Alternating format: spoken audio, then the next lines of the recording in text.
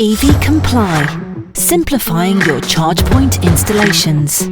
Hey, howdy, hi, it's Friday the 14th of May, and here's your latest EV Roundup brought to you directly from EV Comply. This week, good news for Gordon Murray fans, an investment of $300 million, so not much then, over the next 5 years will see Gordon Murray design and develop a revolutionary lightweight, ultra-effective platform for small EVs and delivery vans. The company will also set up a new R&D facility to pursue its goal of stripping as much weight and complexity out of vehicle platforms and manufacturing processes as possible.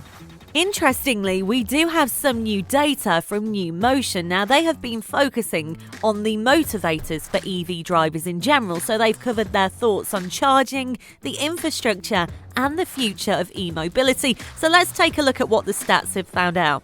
The research uncovered that 2/3 of EVs purchased were aged between 25 and 54. In the UK, they were particularly young, with 16% of them being under 25, while in Belgium, they had the strongest take-up among over 65s at 17%. Now, this just goes to show there is no typical EV driver or purchaser, which makes it very hard for the marketing departments. It literally is like magic gloves.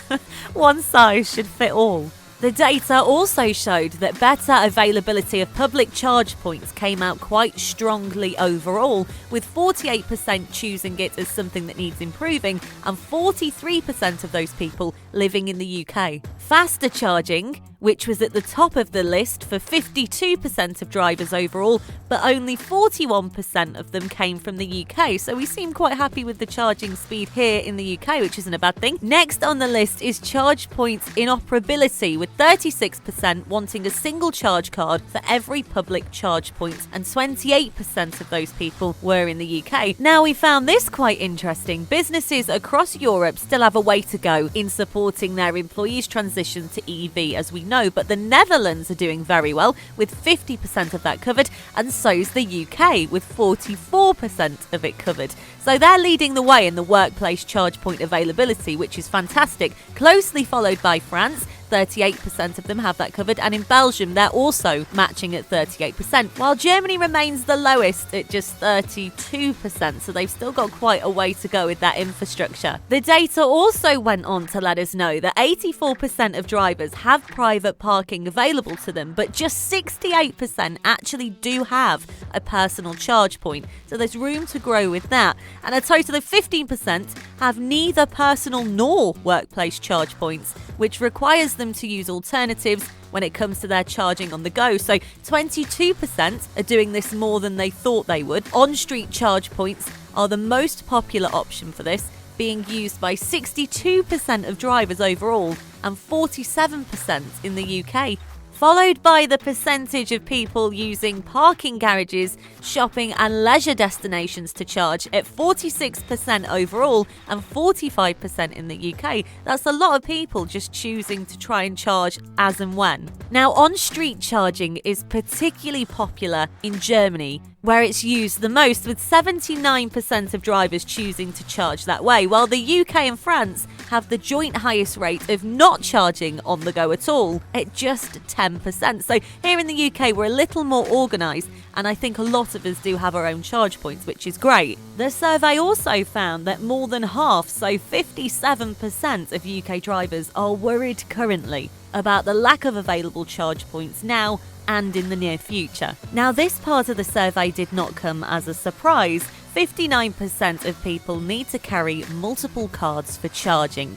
In the UK, that's nearly half of us, with 45% of EV drivers having 2 or more cards. So it's not surprising that there is a huge desire among all EV drivers for network interoperability. Now, multiple card ownership, however, has declined year on year, which is great stuff. In fact, 6 in 10 UK drivers say that their main charge card does give them access to all of the charging locations that they need. And fingers crossed, this should only improve in the future. All of the data collected has been very interesting, but our favourite was this. Drivers are choosing electric vehicles for eco reasons above financial ones. So a total of 58% of drivers across all markets said that they'd opted for an EV for sustainability reasons rather than for the financial ones. Now, 21% of French EV drivers did select financial reasons, and 18% of UK drivers said the same. But of course, there are the benefit in kind incentives that are currently running, and they're there to be used. But it's great stuff to know that people are aware of their sustainability and the options out there. The Chinese group Evergrande raised around 1.4 billion selling shares in its electric vehicle units, the latest effort by the nation's most indebted developer to boost capital. The sale amounts to about 2.7% of outstanding shares in China Evergrande's New Energy Vehicle Group Limited. The real estate firm said in a filing to the Hong Kong Stock Exchange on Thursday, Evergrande NEV tumbled as the shares were sold at a 20% discount.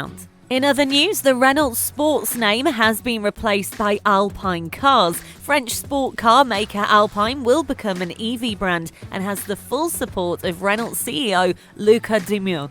Now, earlier this week, the French automaker announced it is rebranding Renault Sport with Alpine Cars. This means high-performance Renault models will soon bear the Alpine name and the EV models will follow. Excitingly, InstaVolt is joining forces with the AA to offer its EV customers support on a 24/7 basis. The AA will provide call centre support for InstaVolt customers using its network of more than 600 EV chargers nationwide at all locations, with the on-site amenities including McDonald's, KFC and Starbucks via a dedicated phone number. AA's customer service team will be able to resolve common charging queries and direct customers to InstaVolt's charging stations and help with account or payment queries. Another partnership, MHA have teamed up with other automotive sector suppliers to create an EV alliance and help car retailers and manufacturers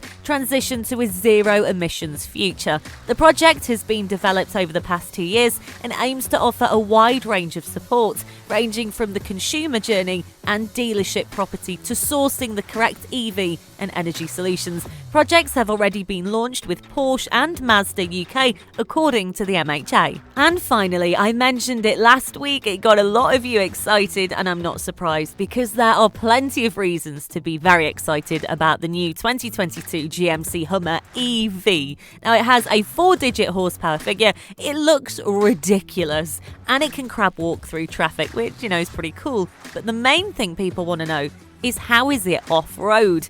Now, the big thing is it's actually a one pedal. So GM has made the whole one pedal thing work in other electric vehicles, but the Hummer EV will be the first one to use a few of its other nifty features. So terrain mode is the EV's off-road setting, which takes one pedal driving. So that's where you can accelerate and decelerate with the single pedal. And apparently it's turning into a fine control for climbing and angling the car without having to switch pedals. Now, you don't need to take my word for it. There is, in fact, video footage that you can check out online. Just go to The Drive. That's your latest EV roundup for this week from everybody here at EV Comply. We hope that you have a fantastic weekend. We'll be back with you next Friday with another week's worth of EV news. And for those of you who want to listen to this podcast again or our previous podcasts, you can online. Visit our website at ev-comply.com.